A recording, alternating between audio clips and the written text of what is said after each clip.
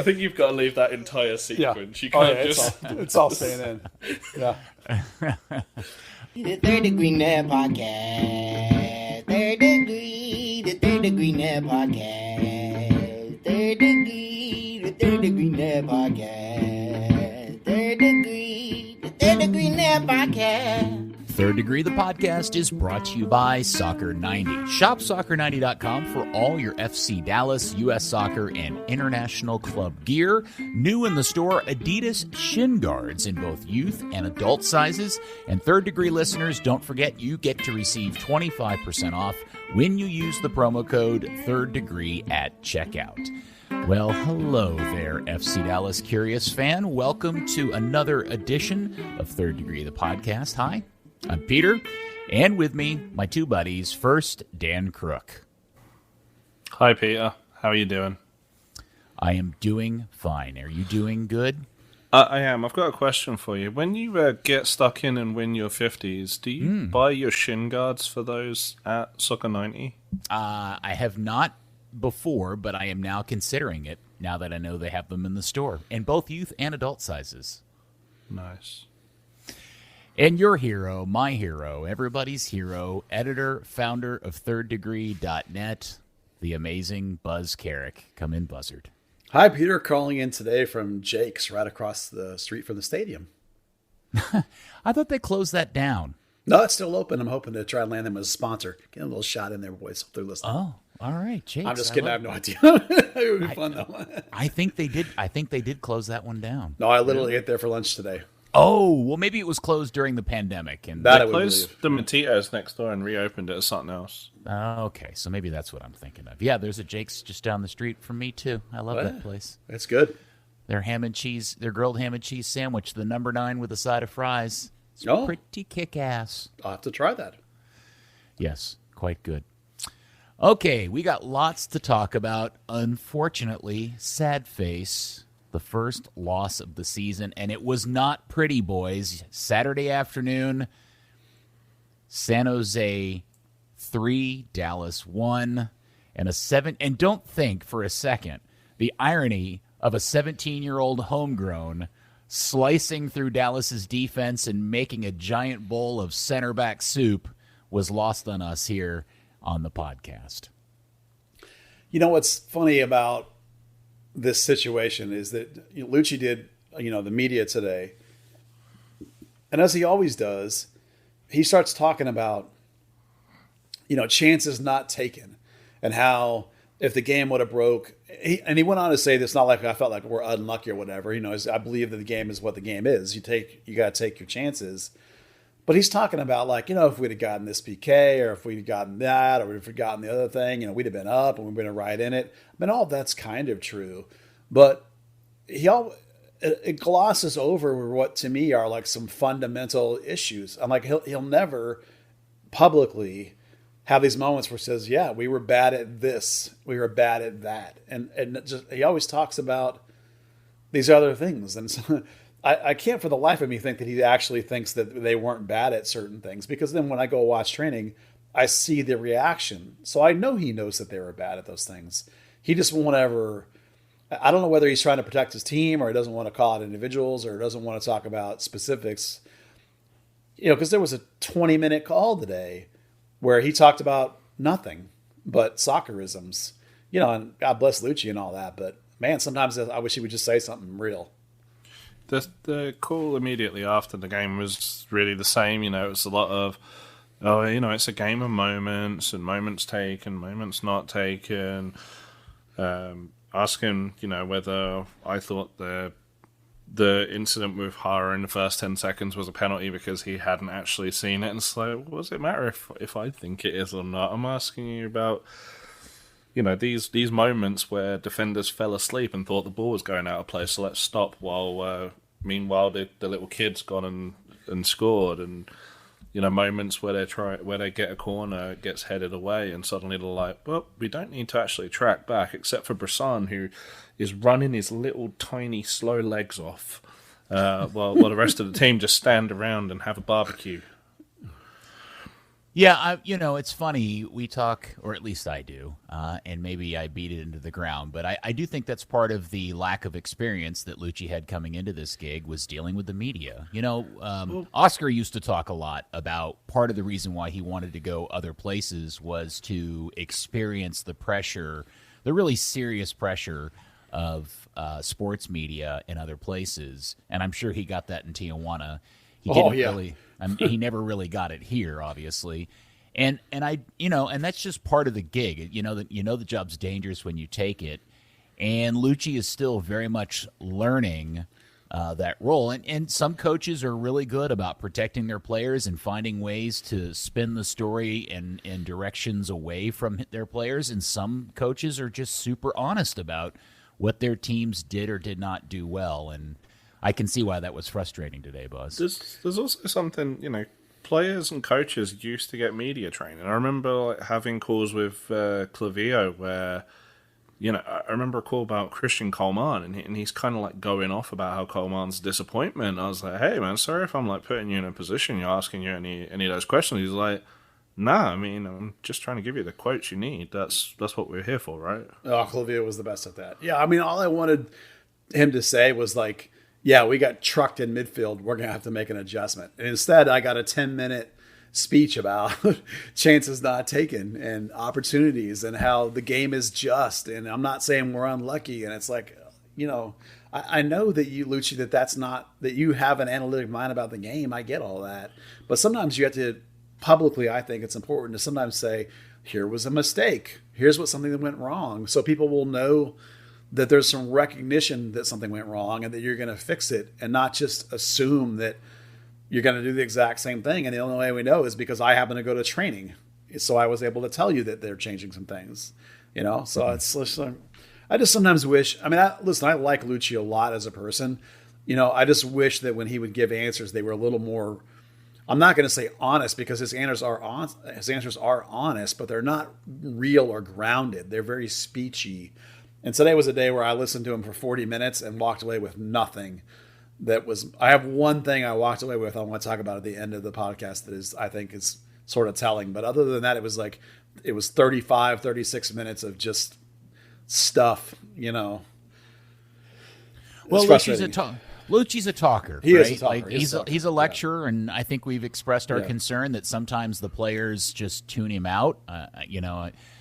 He never stops on the sideline. He's that type of coach, and we're in year 3 of this, and I guess time will tell. I think that does lead into a larger question, but here's the reality, and this is my one comment, was the team so instantly out of the box on Saturday through pure effort and determination and hustle created 2 really good opportunities for itself to take a 1 or 2 goal lead literally within the first, 3 minutes of the game. And the one thing that has continuously plagued this team, even dating back to the Perea years, is simple finishing. And if they had just finished one of those 2 chances, I'm not convinced that game isn't very different, because I think maybe tactically the teams kind of change up because of the early score. That's a fair take, and that's exactly what Luchi was talking about. And by the way, they worked on that almost the whole day today, offensive combinations and finishing. But so clearly he saw it too. I'm just saying that sometimes it might be nice to just say that, Right. It's I get it. I get it. Yeah, I totally agree with you that and he's right too. If that 10-minute run, if you get one, there's a goal line save. If that goes in, or even if you got Franco Jara to play like that for another 10 minutes and not stop after the first 10 minutes, then maybe we'd have had a different conversation. So it's the big takeaways from the San Jose game is not like that you got destroyed. There was one gigantic major flaw this team has in its formation. And then other than that, it's there wasn't a bunch of bad individual performances other than Hedges being injured, which is not Hedges' fault. That's why is he starting, when he's playing hurt. Yeah. Yeah. So, okay. Well, let's dig into the formation issue. And I think there's a lot of confusion over what formation Dallas is playing, because we keep referring to it as a 3-4-3. But I've heard other people try to describe it as a more tactically advanced 3-4-2-1, and it's not that, definitely. Yeah. So because look, Can we all agree that whatever they're doing, however you want to describe the formation, it's miserably broken?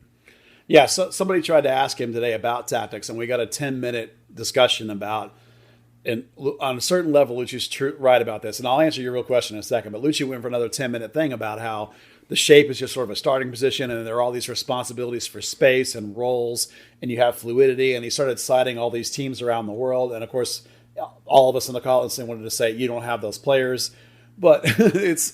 the general principle is true, though, as you say. I call it a 3-4-3 because that's what it actually is on the field. And that's the problem because Jara plays as a false 9, so he's deeper. And the wings still play as wings. So you get a front 3. What Doyle and other people have called a 3-4-2-1, which is the same shape in principle. If you actually play that way, which is with you have 2 10s below a high striker, then you have 4 guys in midfield, and you control the midfield and you control the game. And that's the fundamental issue, is because they don't do that and they have the front 3 still, then the 2 guys in midfield get isolated. And against San Jose, the whole game, or not the whole game, the first 60 minutes, it's 3 versus 2 in midfield. So every time San Jose goes through there, it's just bink, bink, bink, and they're through. And every time Dallas plays a pass into either Tanner or Acosta, they're instantly double teamed because there's an extra midfielder in there. So that was the whole problem for the first 60 minutes. And they finally switched it. And then from 60 minutes on, there's a 4-3-3 and there's a 3v3 in the midfield, and it's fine.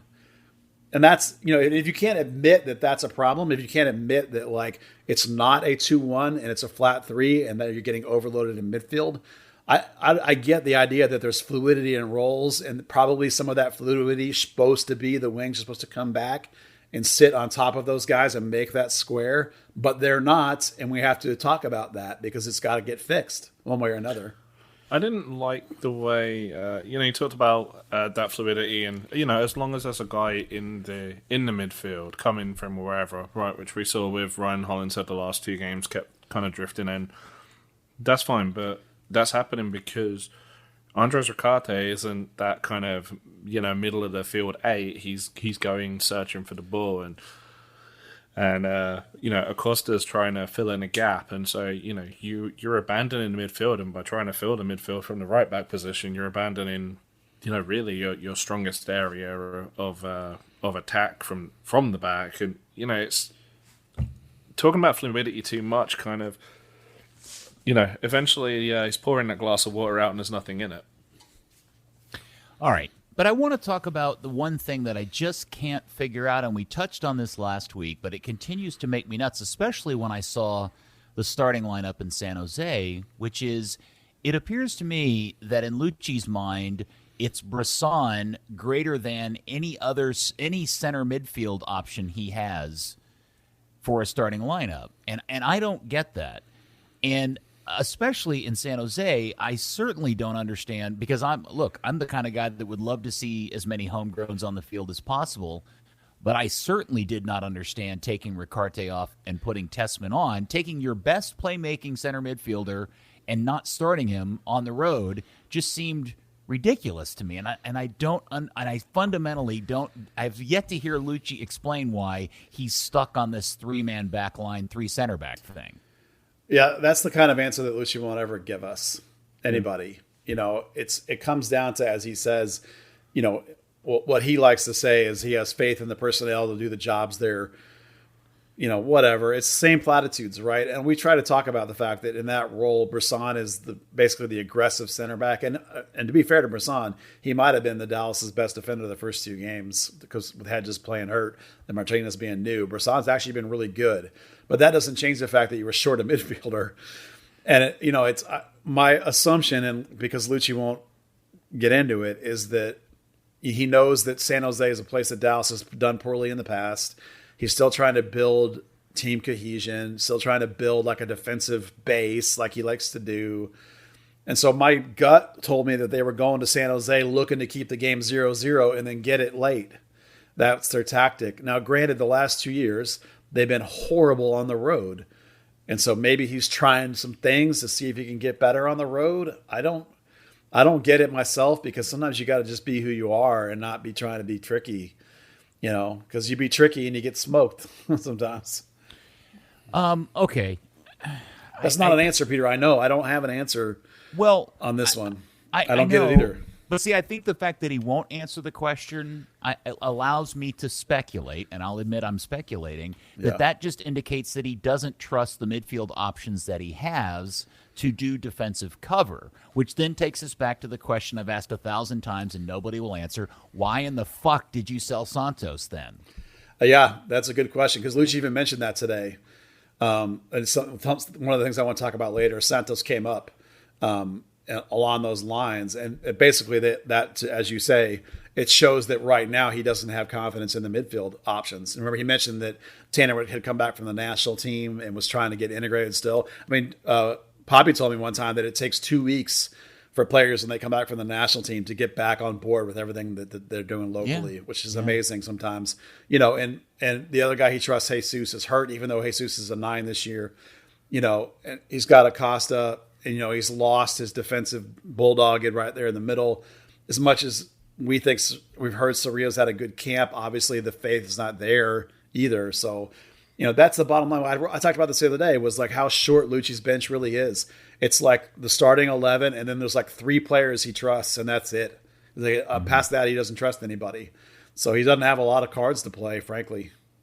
All right. Now, Dan, help me out here, because as I was watching this game and I was watching the prior game, it seems to me that the overall tactical idea, like the plan once they have the ball, is for somebody to give the ball to either Ricarte or Acosta as they're checking back to them, and then one of those 2 guys turn, spin, and just kick the ball up the field, trying to get somebody in behind. Am I wrong in describing it as that's kind of a general plan of action at this point? Yeah, that's something he's actually been trying to institute all 3 years. Reto Ziegler did it last year. Bressan's been doing it a little bit. Acosta's been doing it. Martinez has done it a couple times. It was always, the idea was play out from the back, and if you can't break through the line, there will be someone who can just kick it out ahead of the wingers, and it's just. But that's gonna But that takes me to this question, which is, I know we're gonna spend at least a few minutes chewing on Jara's performance, but in watching the first 2 games, while there are certainly things about the way Jara plays the game, especially when he's finally not engaged, that we don't like, but as with continuously through the last several years with this team, I can never quite put my finger on if the issues with the lack of goal-scoring opportunities from our number 9 is singularly on the number 9 himself, or the fact that we just don't have a tactical plan to really effectively use that person in the box. I mean, I think certainly looking more to the present, the tactical concept absolutely fails him. You want a Pepe or a Jesus, someone who can be a little bit aerial, who can chase the ball in that 3-4-3 with the false 9. I mean, Jara was brought here to be a guy that's in the box and just taps the ball in, and they're failing him on that aspect. Sure, if you actually had the personnel to play that 3-4-2-1, yeah, you've got two 10s feeding him, but you haven't. You've got 2 wingers that keep running into him because they're trying to cross over and find themselves in the box more than he does. Yeah, somebody asked me whether I thought the midfield overrun problem was what contributed to Jara having, a really quiet game where he vanished most of the game. And I said the part where he vanished that bothered me wasn't the fact that he didn't get the ball, because that's a team concept problem. The part that bothered me was that for 10 minutes, he pressed and was active and engaged, and he created problems and almost scored twice. And then that stopped. And then in the second half, for 5 minutes, he did it. So like the capability is there to be doing some good things in this scenario. It just doesn't happen for the whole game. It only happens for this little bitty window at the beginning of each half. And so is he running out of steam? Does he just give up because no one else is helping him? I'm not entirely sure what the issue is, but that good play was only there for 15, maybe 20 minutes of the time he was on the field, not the whole time. So that's my complaint on this one, because I do agree with you that this particular 3-4-3 does let him down. All right, and I mentioned it earlier, but I still haven't gotten I don't know if it came up in the press conference after the game or in today's press conference. Was there any discussion of why he did not start Ricarte and put Tessman on instead? No. No. I think somebody Does sort that of seem asked, weird to you? Does that seem weird to you guys too? Yes, Ricarte is your best passer in the terms of breaking the other team. Well, he has the most key passes, and so like taking him out is like taking out your creativity. That kicks back to the idea the thinking I had of like we're going to the Bay to keep it 0-0, and then we're going to try and steal it late. Because you put Tanner in there, you leave Acosta in there, you have Brisson in there, and you work your tail off for 60, 70 minutes. And then you bring on some exciting players. I mean, they did it at the 60th minute because they were down 3-0. But, that was the general game plan in my head. Yeah, the tactics. We talked last week about the possibility of it and in how, if you have Tanner in there, just with the way they have that man marking system, and then they have the defensive midfielder steps into the opposition half, kind of creates an extra problem, creates that overrun that Tanner would be there to kind of negate that, but that absolutely didn't happen. He just kind of disappeared, and I think at that point you look at it as you would have been better having Ricarte on the field. Yeah, the other thing that's interesting about this formation is it's brought out a bit of an aggressive, nasty side to Brian Acosta. Like I've noticed him getting more aggressive in his defending, going in on tackles a little harder. Kind of dancing the line on getting thrown out of the game here and there. And I don't know if that's something that he's decided to do. I don't know if that's a reflection of him being frustrated with their inability to keep the ball and he's just acting out. I don't know. Have you guys noticed that in any way? Oh, yeah, I love it. In fact, I think he's been one of the best 2-3 players on the team this season. Luchi mentioned in the spring training that Acosta was really determined to make up for last year because he knew he let the team down with how hurt he was all the time and how much he was gone. So I really like this change mentality and that you're talking about, and he's cut out those blasts over the top. So like those two things combined with Has he shot it all though? No, but no shots. Yeah, I mean, but whatever, it's not happening. I mean, maybe it's from a lack of opportunity, but whatever, it's not there. So, for me, when I it's quiet, it's hard to notice it. But for me, he honestly has been as good as he's ever been for this team. Now, you could ask questions about what you're paying for. Are you getting what you're paying for? That's a totally different conversation. I'm ignoring for now the salary and just saying like what I'm seeing on the field. This is the best he's ever played for Dallas. And these two games, you can make the case along with Jimmy Maurer and maybe Brisson, honestly, that those have been the three best players over the first two games collectively.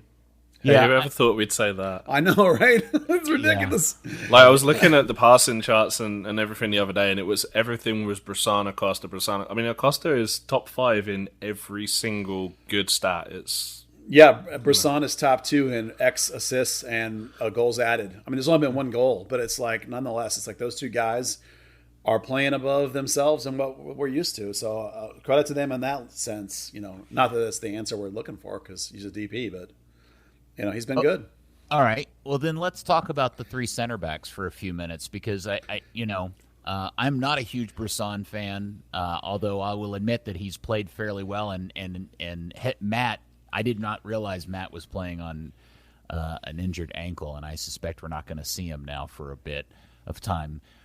But we all have to admit that the third goal with the 17-year-old kid, with your three starting center backs getting spun into the ground by that kid, that will not go down as a highlight in any FC Dallas reel ever. Well, Martinez. Go ahead, Dan. I was going to say, I asked Matt after the game about that instance, like, hey, you guys, like, you seem to stop and start talking when the ball seemed to go out of play, and then Fiera kicks it upfield, and he's like, no, we knew exactly what was happening. It was like, really? With those recovery runs? No. Yeah, I mean, Martinez got caught by a weird deflect, but then was on the wrong foot, and then Hedges lunges, and, that's one of the first things you teach a defenders not to lunge, but quick update on Hedges. Yes, he sprained his ankle in game 1, was playing with it swollen and wrapped. He clearly limited in movement once we found out. Obviously, that's why he was lifted. He was not in training today. Just completely gone, MIA. So is he inside rehabbing? Is he at the doctor? I have no idea. But he definitely was not there today. So It for sure is a question. It's bad enough now. I mean, why they didn't shut him down before that? I mean, it begs the question. Like, if the guy's that hurt, why is he not listed as probable or questionable? Why did you bother starting him? Just put a midfielder on, solve the problem with the thing. They're just that determined that Matt is going to get in there. Now, of course, we've talked about Luchi's. If you don't train on Wednesday, you don't get to play. Unofficial guideline. I'm sure Matt Hedges is a guy that rule does not apply to, but good chance Hedges will not be available this weekend. It was a little bit frustrating as well because Matt had been poor through preseason. He was poor, below his standard before the injury in the first game. Just let him rest, let him recover, let him get that form back. Don't force it on him. Don't make it worse. How old is Matt now? 29 or 30, one or the other. Okay. Yeah, he turned 30 recently, I think. I mean, the clock's ticking on his career. There's no question. He's only got a couple of years left, probably. 31. Oh, really? Oh. Yeah. I'm looking at the roster right now. But, so at least rotate him a little bit. And certainly with a banged up ankle, let's give him a rest. I mean, so if he plays this weekend, I won't be shocked, but he shouldn't, when you're missing in the middle of the week and you got yanked at the 60th minute, and you got this swollen, taped up ankle. All right, but let's just assume Hedges. Take Hedges' injury out of this. Do Buzz or Dan? Either one of you go first. Do you feel like playing three center backs has resulted in a better defensive scheme and pair of performances than if he had played the standard setup with a third center midfielder, and you can insert whoever you want into that, whether it be Tessman or Sure. Surya, whoever? Dan, you want to go first? I think the only person that's benefited has been Brisson. I mean, that being that aggressive third centre back is kind of plays into all of his strengths. Hedges hasn't, injury aside, didn't really look himself in those last couple of preseason games. So you are, even though you're only slightly moving him from right centre back to kind of more, completely central, it kind of seemed to take him a few steps out and create a little disconnect there. And maybe that's with the 3-4-3 as well, with Hollins' head being pulled away as much as anything, but it just looked off. The answer to the question, Peter, is no. Thank you. I like what all that stuff Dan said, but the answer is no. It's not better. Well, Dan answered a slightly different question, which is he's right. The person that's benefited out of this is Brisson. Yeah. And that gets back to my original point, which is all of this just feels like some weird mechanism of Luchi wanting to get Brisson on the field and not about really putting his team in the best formation possible. That's funny you said that, because I had somebody Luchi? Did what? Did I just Luchi? Yeah, Yes. you did, in fact. You kind of pulled a Lucci. Congratulations, Mr. Yeah, welcome Cricky. to the club. It's funny that you said that. I actually had an insider-type person before the game last week say to me, this has got to be just to get Brisson on the field, isn't it? And I was like, I hadn't thought of it that way, but, it's, yeah. Like I've said twice now, and I said it earlier today, and I said it last week too. Look how short Lucci's roster really is. Other than the 11 guys that started, Paxton will come into a game. I was going to say Tanner, but he started. Brisson will come into a game. I mean, who else? Oh, Pepe. That's it. Right? I mean, the Mujama got in last time when it was already 3-0. That's not a real sub. That's junk. No, right. Right? Yeah. Yep. Who else will Luchi actually sub in? Nkosi Tafari? No. Ematu Amasi? No. Sealy. Go down the list. Who? Sealy? No. Sealy gets garbage time. Elmakar just got here. No, garbage time only. Not real play yet. Nope, Paxton's it. Jesus is hurt. It would be Jesus. It's literally like the 11 and then 3 guys. It's like nobody else really plays. And that's very worrisome. But I do want to talk about one aspect of, and we'll get to Obrian and Vargas here in a second. But I do feel like there are two people out of all of this that have really suffered the most, and it's not their fault, and that's Johnny Nelson and Ryan Hollingshead, who I like. The formation confuses me so much as to why he's playing those. I mean, neither one of them are playing in a position that suits them. Ryan is on the wrong side of the field, and Johnny's not a wing back, at least to my knowledge, by nature. Yeah. And I think both of them clearly are struggling. in being impactful on the team, so much so that there are weird stretches of time, and I don't think this is by design, where Ryan is like popping up in the weirdest places on the field. Well, he's doing that because the wings, as we've talked about, it's this flat front three. So the wings are sitting on top of the wing backs. And we all know that the one of the best parts about having wing backs is their ability to attack down the sideline and become that extra overload. Well, that can't happen if your higher wings are actually out high, sitting on top of those wing backs. You destroy that ability. So Nelson's best offensive ability is crossing. That's completely negated. And Ryan's going walkabout trying to find the game and find an opportunity. So he's cutting inside. He's going underneath. He's trying all these things, to somewhat decent effect, of course. He's got a good XG or whatever. But it's definitely not working for sure. Okay, and then the new guys, we've seen 2 games of which so far. I kind of get the sense that a little bit of the hype that we developed over seeing him play in preseason has been a little watered down now that we've seen him play against 2 starting lineups in Vargas. Well, they're better teams defensively. I mean, obviously they played an expansion team and they played Houston, who's not very good or wasn't, and then a bunch of USL teams. So, it's a work in progress. I'm not worried about O'Brien at all. I'm not sure where you are, Dan, but I think that his pace, it'll be a little bit of time for them to sort of get everybody on the same page, but that pace is going to be good enough that eventually he's not going to score 15 or anything, but he'll be, like Castillo in his first year where it gets better and better and better as they go on. And then Vargas, I think it's the same thing where he's just run into better players, and it's just so far it's just not quite as impactful. He's still the fulcrum of the team, though. They still play through him more than anybody else, so there's some recognition that he's the best option when they get to the front three. But, it's going to take some time. They're not as good as we maybe had thought or had hoped because they played somebody trash, but, it's still there. Yeah, I'm completely with you there on O'Brien. I was looking at some stats after the game and realized that he is... he's 3 from 3 shots in the box, or shots in general, all in the box. I think the big part of the issue that we've seen is decision-making in the final third, and he's, we've seen previous years when you had guys like Coleman or Teixeira who would get into great positions and then not take the shot. They would try and lay it off. And other than that moment, like 2.5 minutes in, when he'd closed down the defender, won the ball, and then tried to lay it off to Jara in a crowd of players. He's actually being quite decisive. It just, when it comes to crossing, maybe it's not always coming off.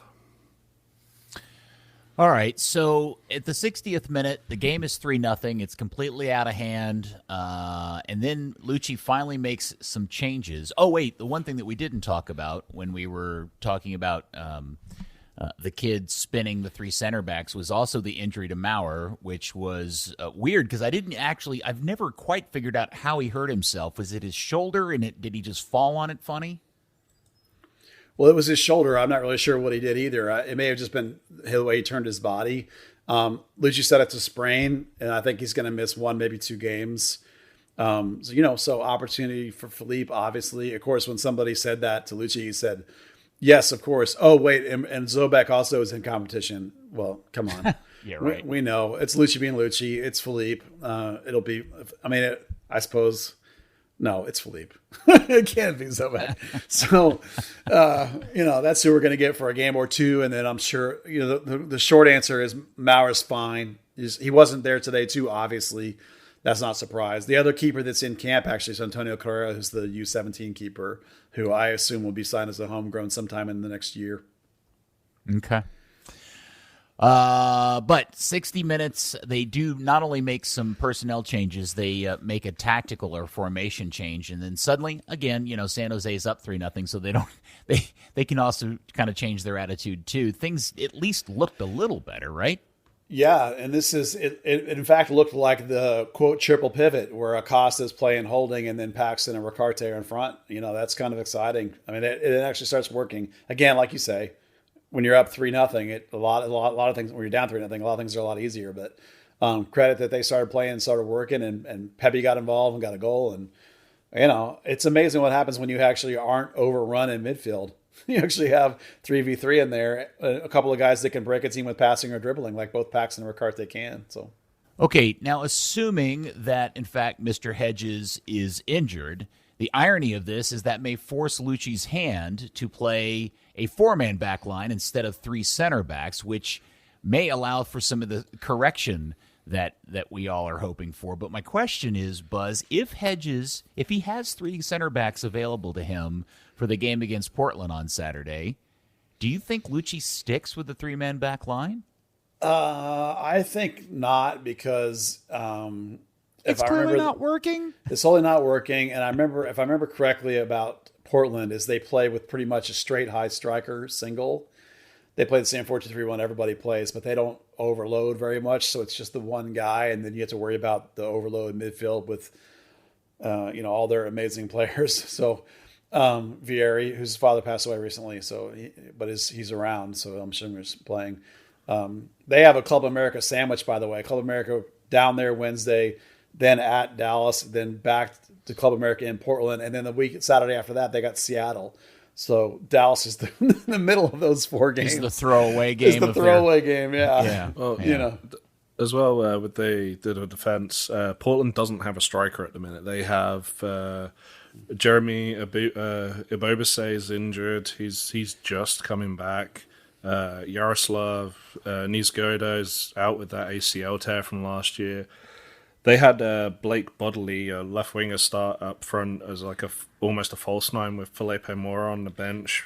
Presumably Mora is going to play against America, so they don't have a recognized striker at the minute. So it would be crazy to go over back three. I mean, Blanco's coming back. I think that's how you say his name, Blanco, whatever the fuck it is. So he's still a way out. Yeah, so it's just a question of. I'm assuming they're going to. I mean, they did a two-man back line the whole day today, but then again, Hedges is missing. So, Hedges could walk in and play a back three. I can't possibly think that's going to be the case. There's just no way. It's been so bad. And as we just discussed, Portland doesn't have that kind of the double striker threat that makes you really need it. Where you need it is the extra guys in midfield. So, based on what I watched happen today, I'm very convinced it'll be a 4-3-3 again. With some personnel changes too, which will be kind of fun, I think. Does it bother either one of you, based on the idea that we may have a coach that chooses to fundamentally change the formation of his team based on who he's playing instead of forcing the other team to change to his formation? Well, it does bother me, but that was Luchi's second 10-minute speech today was about how the formation doesn't really matter, and there's all these roles and space coverage and all this kind of stuff, and how the six drops in, and he's right about all that stuff.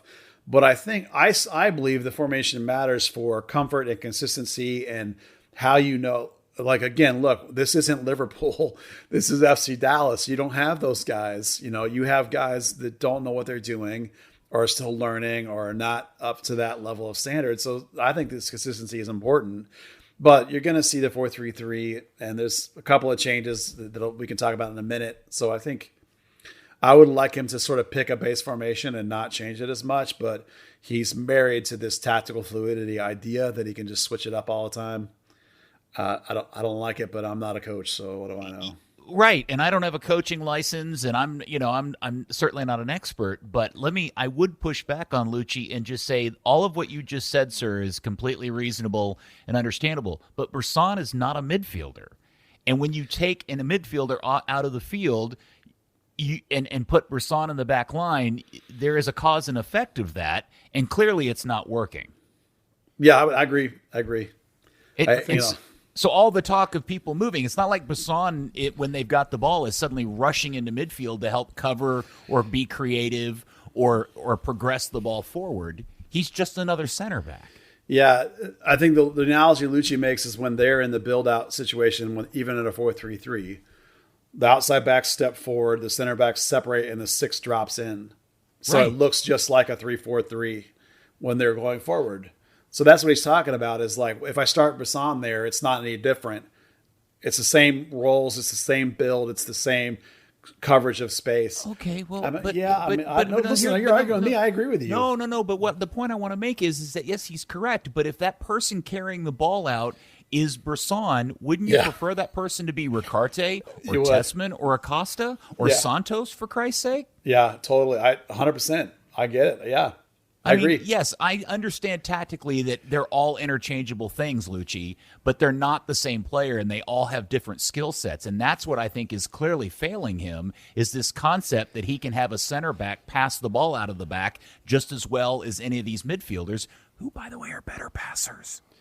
Yeah, the Dallas center backs are decent passers, but they're not exceptional passers. And none of them are good, like dribbling out of danger. That's one of the things Justin Shea was really good at relative to the level he was playing at, was that he could dribble out of the back as well. And so could Richards, which is why Bayern wants to pay $50 million for him.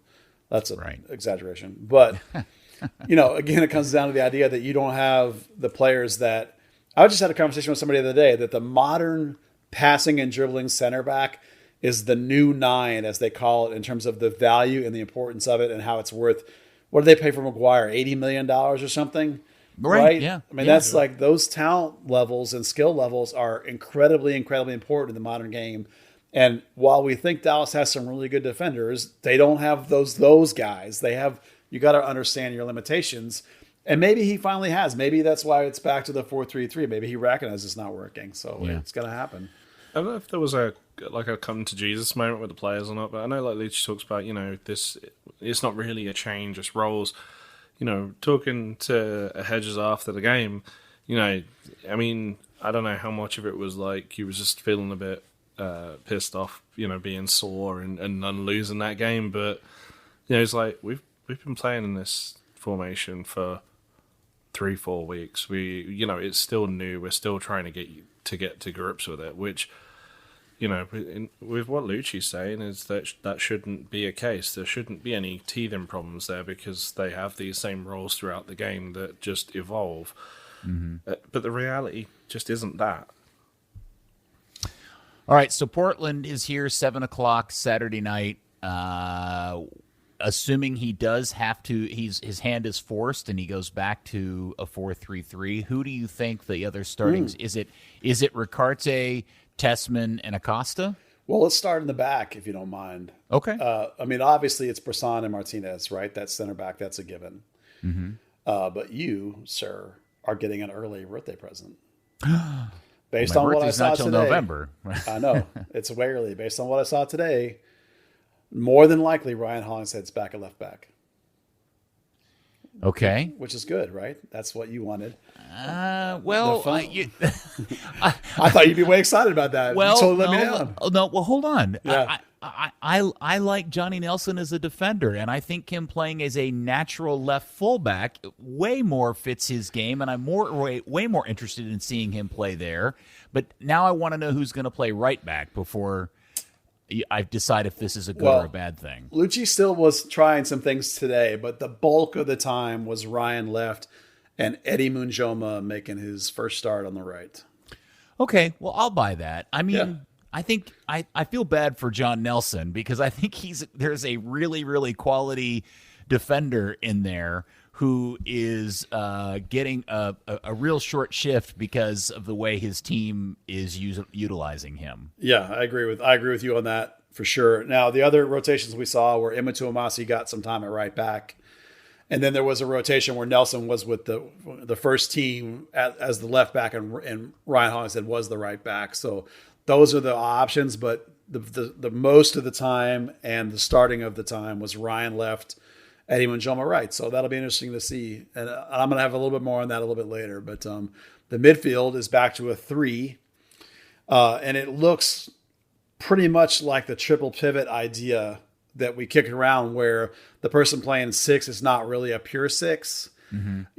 And the part that's interesting, however, is the person playing 6 was Tanner, who, of course, is really good at long passing and can sit in there and is big, physical, and intimidating. So he was the more 6-ish guy, and slightly ahead as the traditional 8 was Acosta, and the free 8 was Ricarte. So, and then the front 3 is unchanged. Hara's still in there. It's with Vargas and O'Brien. So that was the most common version that we saw today, and what I would assume will be the start with Tanner as the 6, basically, which is interesting. That's new. Tanner's a 6.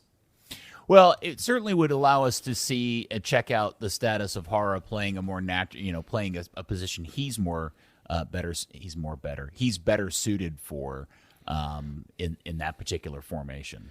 Well, the most interesting thing to me will be, if it works, is the idea that you'll now have three midfielders, all who can do some decent passing. If you put Edwin in there, his passing is very simple. It's win it and get it to the other guy. Whereas Tanner will try and switch the play and break the defense.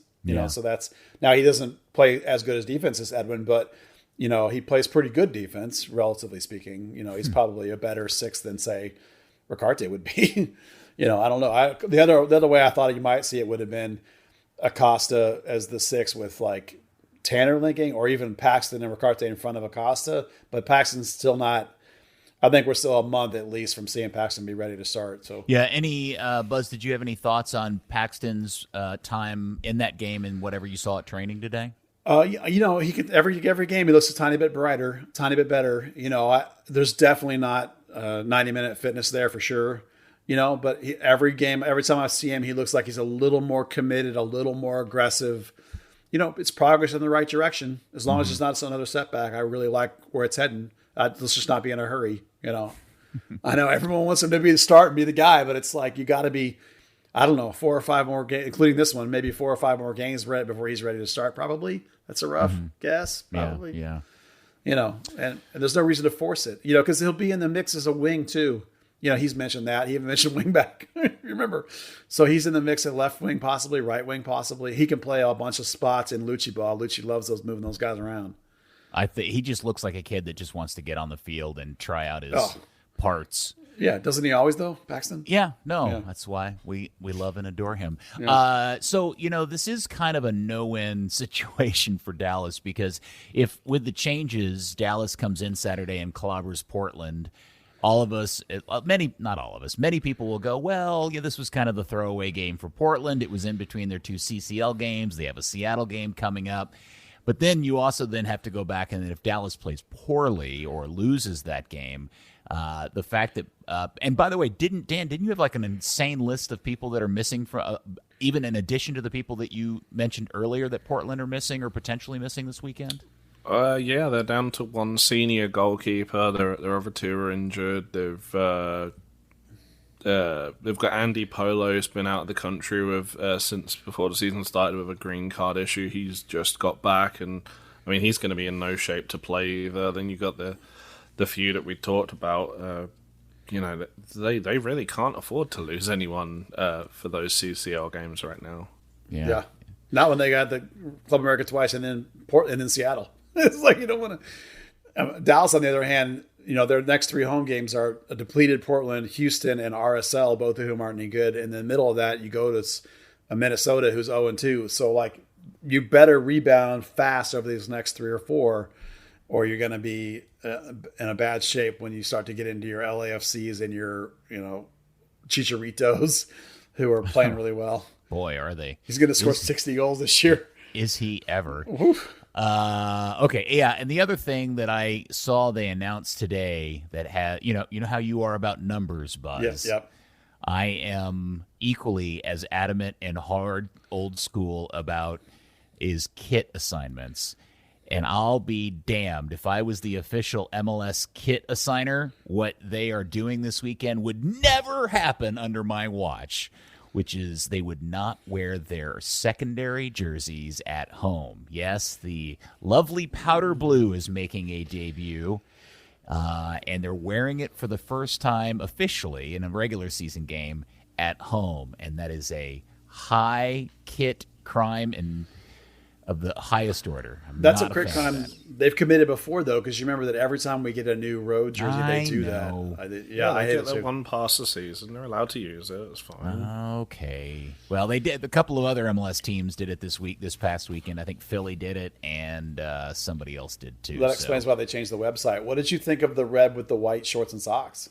Oh, you know what? I thought it looked really good. I was super excited about the red, white, white, but then once I saw it, I think I would have preferred red, white, red. I think I would have preferred red socks than white socks. Yeah, I buy that. I love seeing a little bit of a variation in there. On the road is fine. I don't want to screw up the home game, but the road game, it was a cool mix, a little different. I liked it just proves that I think white shorts with that red jersey are way better than the blue, but I think Red Sox would have been nice. Yeah, what will be interesting is that Portland, I'm going to assume, are going to wear what I saw them wear the other day, which is their new half-panel green top with their white shorts, and that looks cool. That's a good look. I was surprised to find out that the left half panel is almost a black green, which is continued on the entirety of the back of the jersey. So when you see Portland from a distance, they look like they're wearing black jerseys with green sleeves. Doesn't everybody in MLS wear black jersey? Is that what we do? It's actually the color of that super dark green jersey they had a couple years ago. Right. Which, that's why I'm when calling you it black contrast green. it against the color of the 2011 one, which is the other half, is just crazy different. Yeah.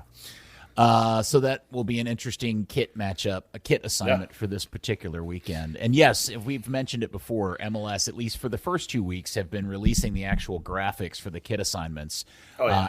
And this is the one mystery that we haven't talked about, because for the first 2 weeks, they continuously have made assignments that include a referee wearing a color that is not dissimilar to one of the goalkeepers.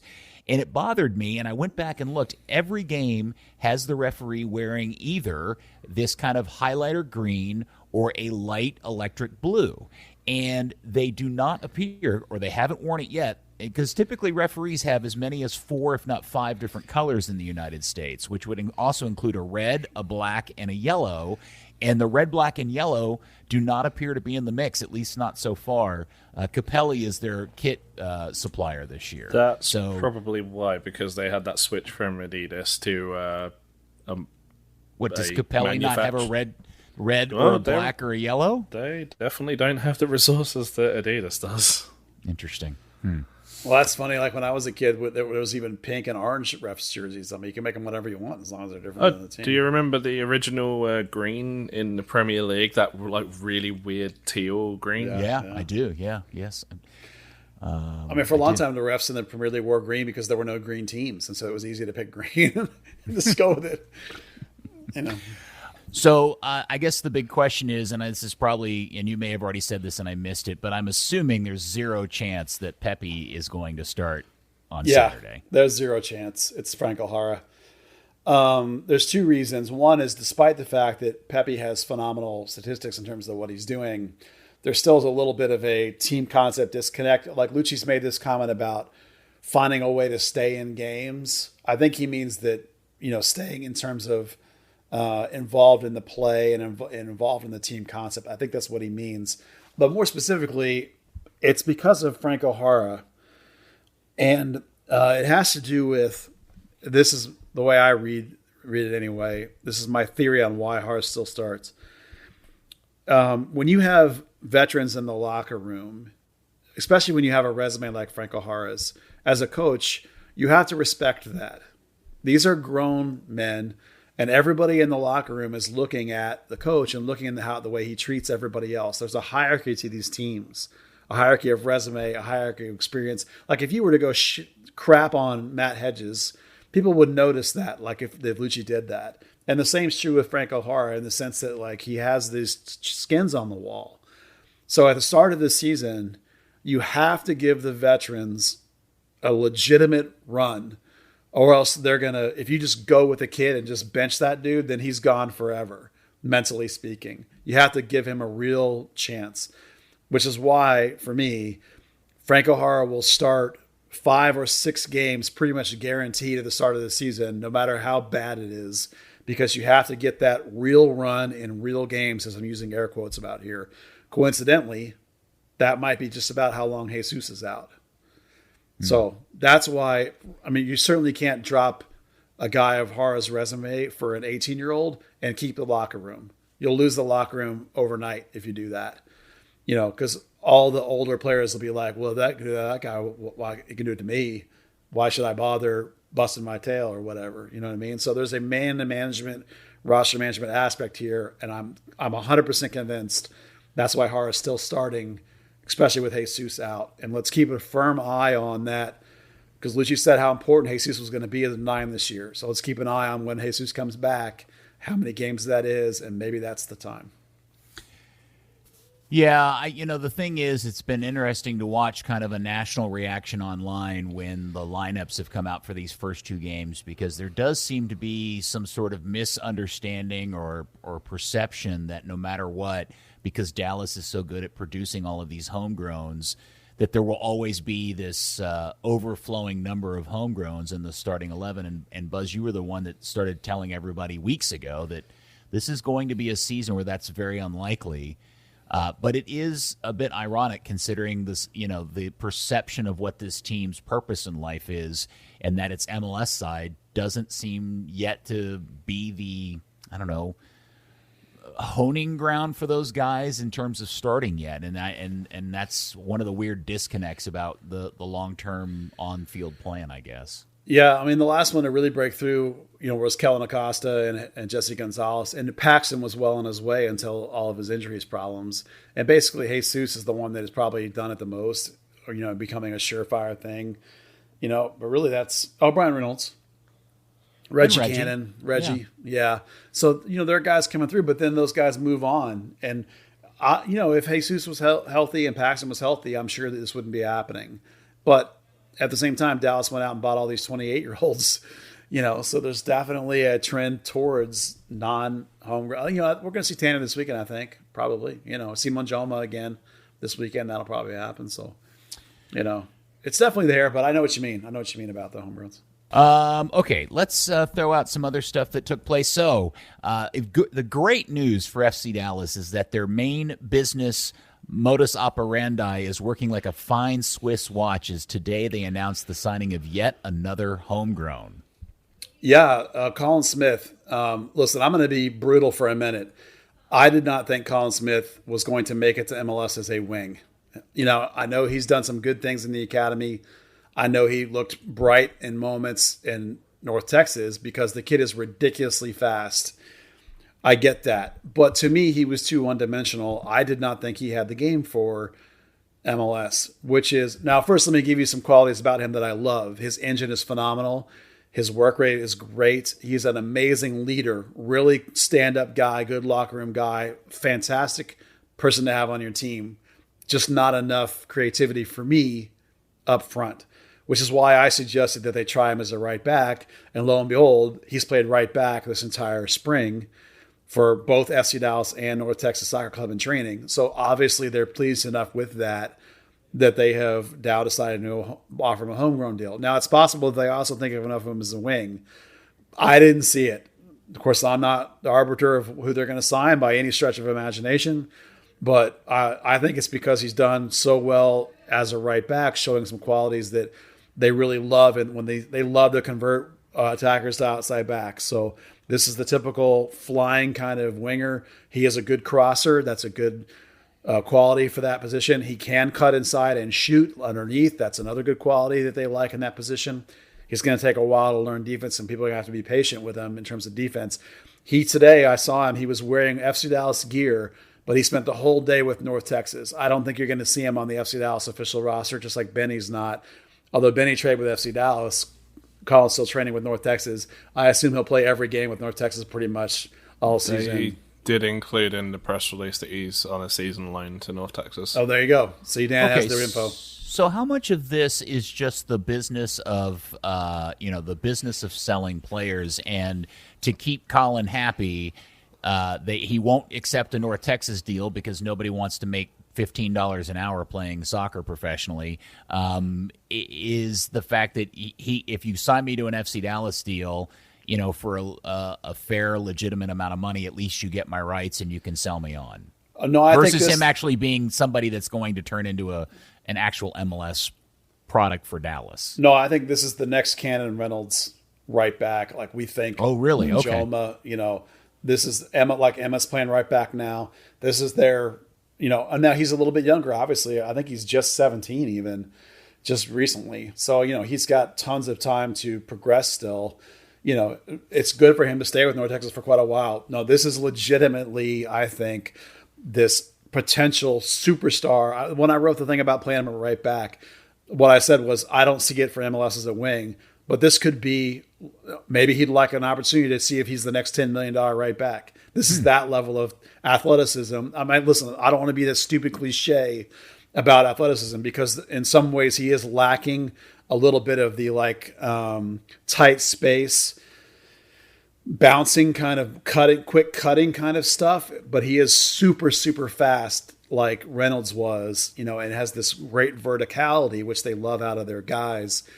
And he is a phenomenal, as I said, leader with tremendous work rate and a great guy to have in your locker room and on your team. So there's lots to love here about this kid.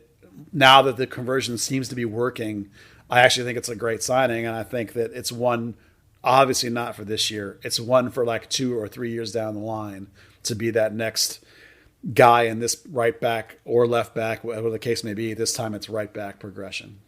Buzz is just happy that he's not playing as striker in the academy in the number 1 jersey anymore. Yeah, he also wore the number 1 in the field, which made me so mad.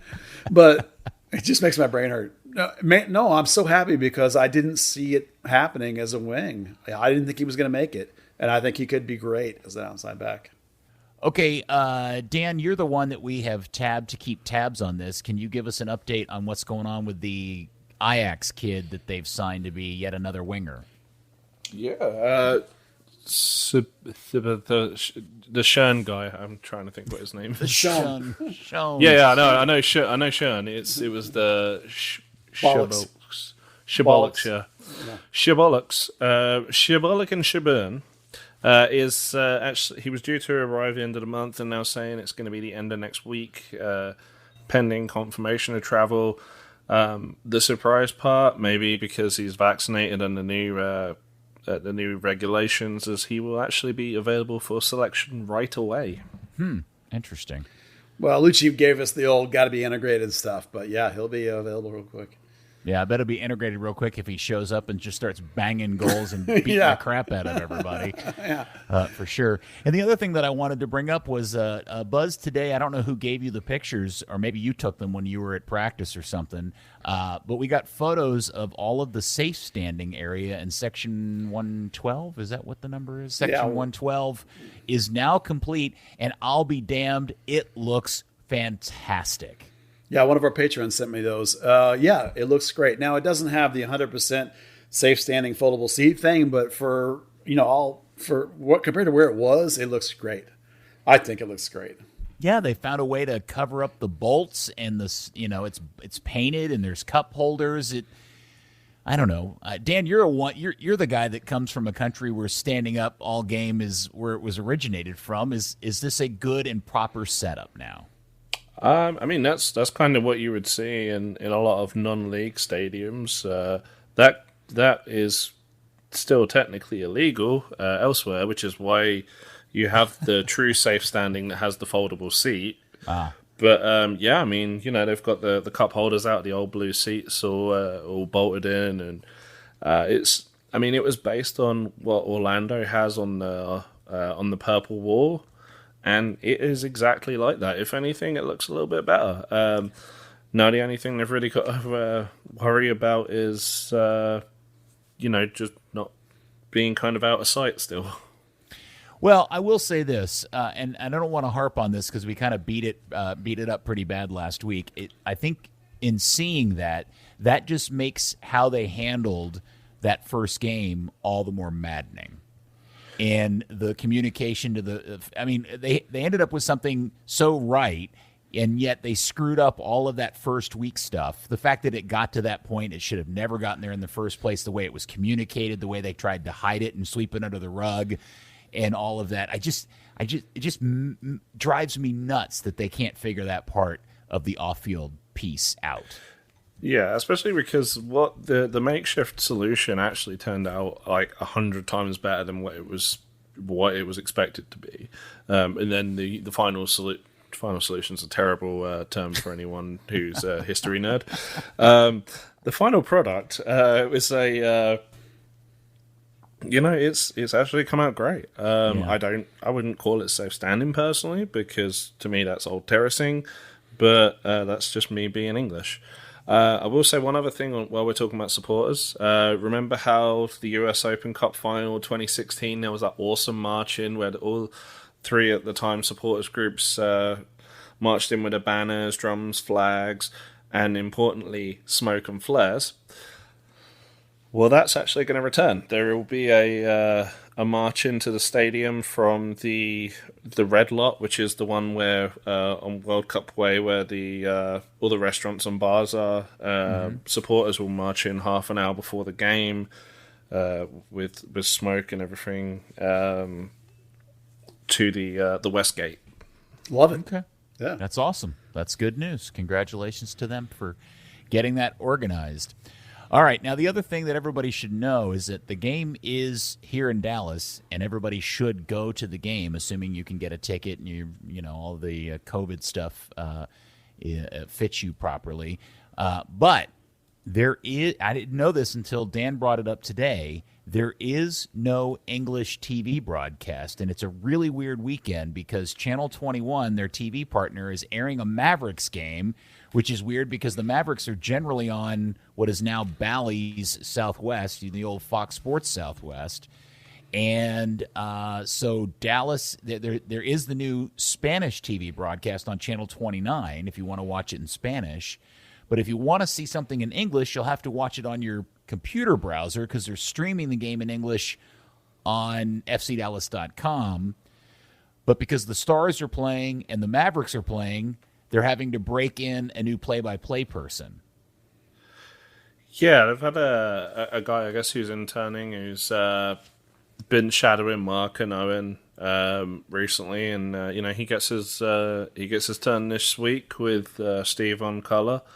One thing, if anyone kind of bemoans the streaming and its really crappy, outdated 1990s version of geocaching or geofencing rather, they are opening up the boundaries to the entire FC Dallas TV network. So if you're in, it's not College Station, but Wichita Falls and a couple of other places, as well as the TXO region, you should be able to watch the game.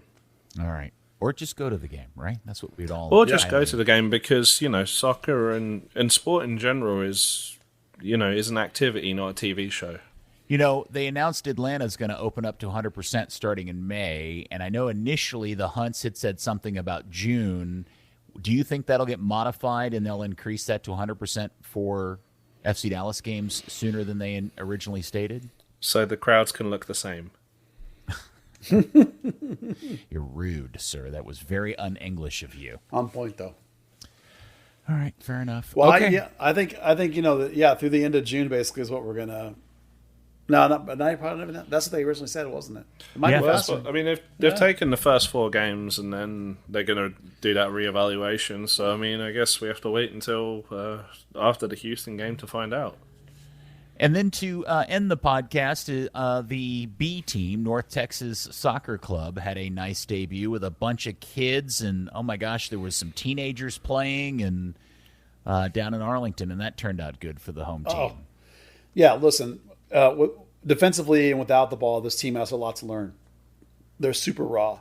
But I think there's more raw, attacking, fascinating, interesting talent on this team than they've ever had before, which is saying something because these teams have been great. The Jaquel can score bangers like you wouldn't believe. Now he's slow, but so's Wando. And somebody said, well, Frank O'Hara's slow. I said, yeah, Frank O'Hara scored 100 goals in Liga MX. Sometimes all that matters is you can score. That dude scored some bangers on the weekend. I love what he looks like. Gibran Rayo's playing great. Hope Kodzo is phenomenal. This kid they got out of Abilene has got so much potential. I mean, everybody on that team, there's so much potential there. Now, is it all going to walk into an MLS team? No, but that's not the point of having 18-year-olds.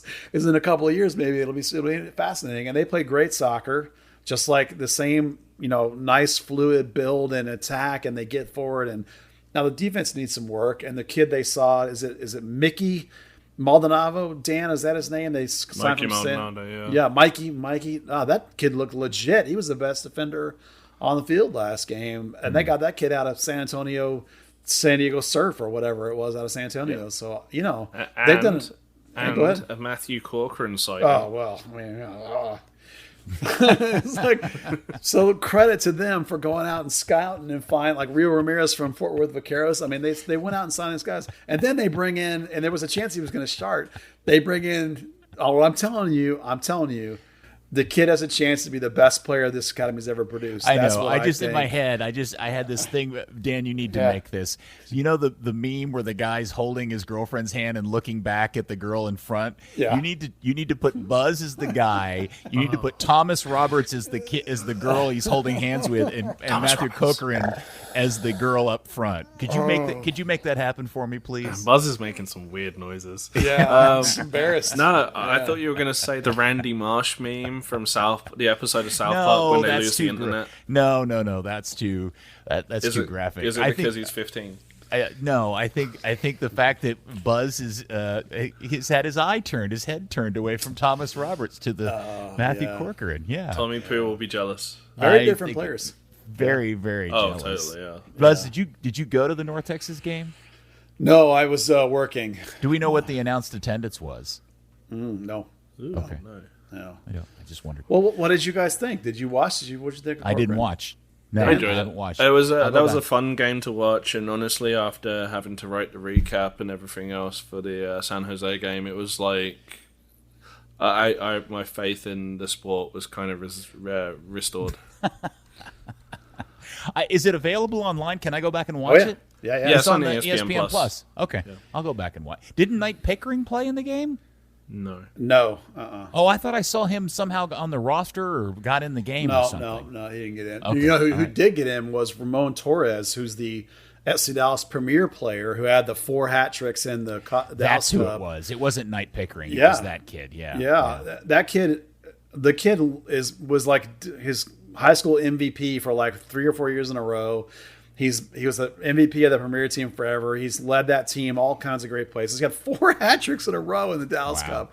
It's like, how is he not in the academy? I have no idea. I mean, obviously he plays like a position like attacking mid where they have lots of players. So it could just be that. Maybe there's some politics I'm not aware of.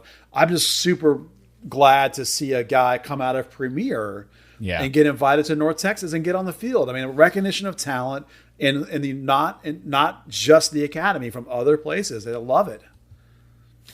Anything else we need to touch on in this episode? Yes. Uh-oh. I have my one last thing that really triggered me. Here we go. Here's Buzz's Steve Jobs' one more thing. Yeah, one more thing from Luchi today.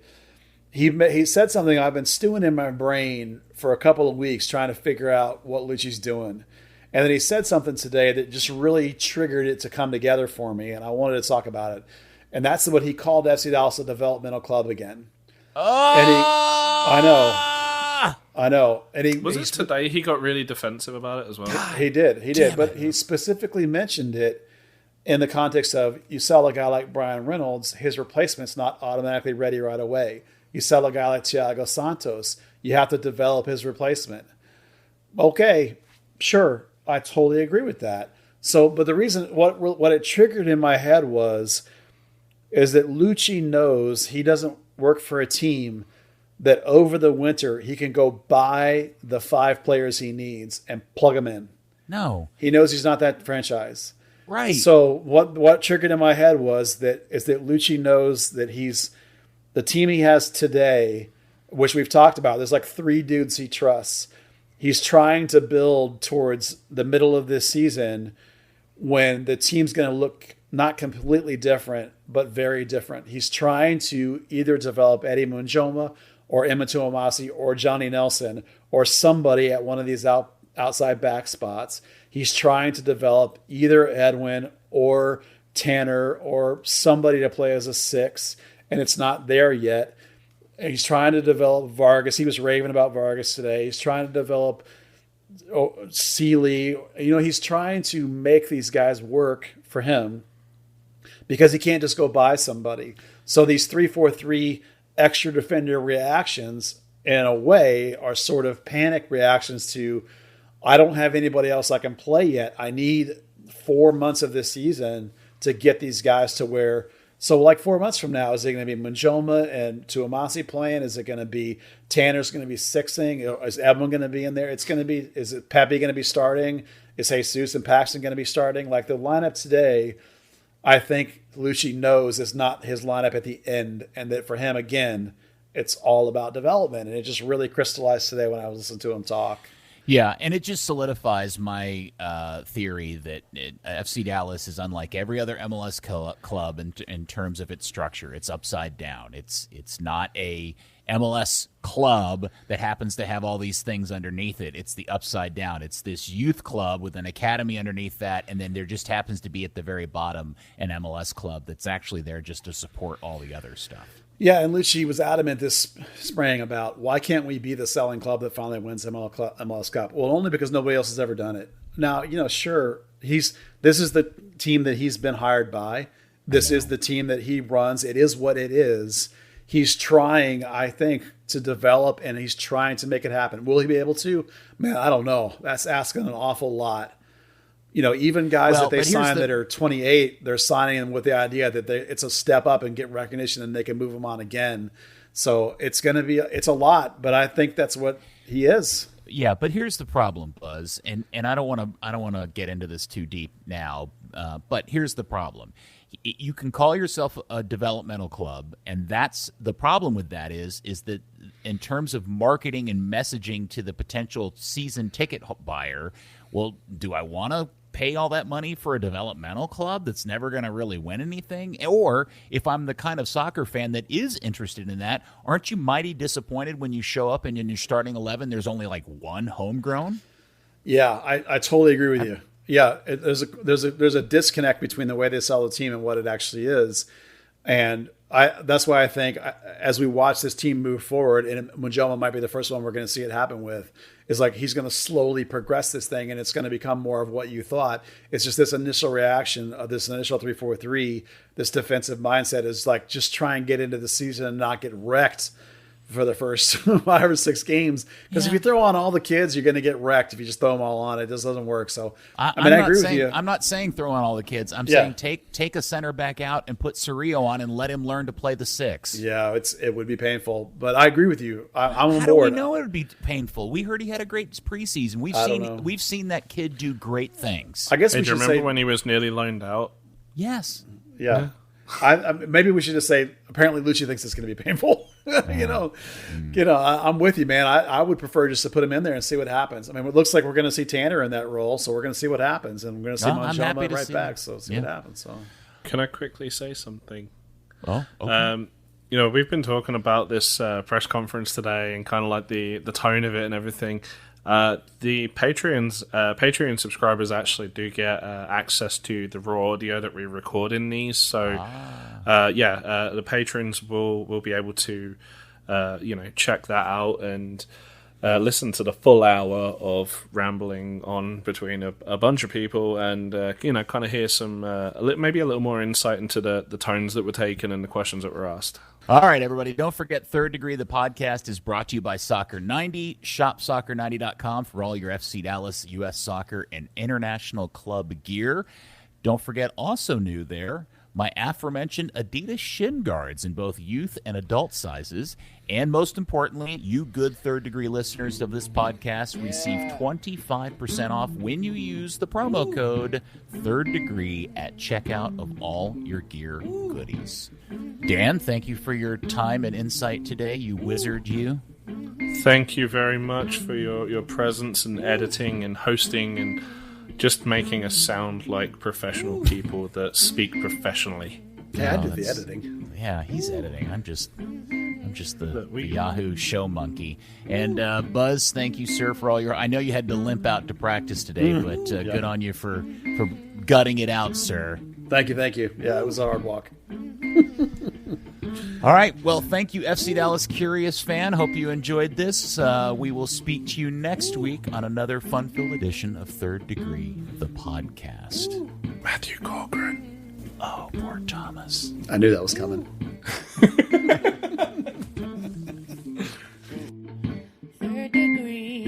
Third Degree Net Podcast. Third Degree, the Third Degree Net Podcast. Third Degree, the Third Degree Net Podcast. Third Degree, the Third Degree Net Podcast.